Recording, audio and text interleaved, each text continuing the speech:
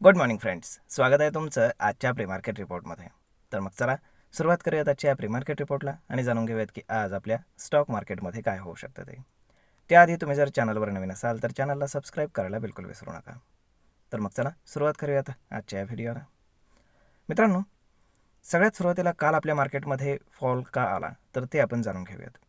तर बेसिकली काल कुठलंही असं निगेटिव्ह रिझन नव्हतं. ॲक्च्युली एकच होतं, परंतु नव्हतं सुद्धा असंही आहे. आता काय ते सांगतो.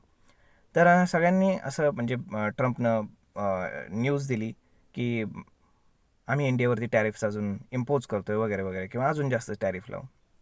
परंतु ते काय झालं की ॲक्च्युअल त्यांनी तसं म्हटलेलंच नाही आहे.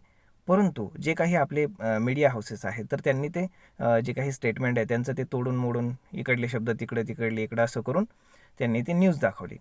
म्हणजेच काय की सुरुवातीला त्याच्यामुळे पॅनिक क्रिएट झालं थोडंसं. परंतु त्यानंतर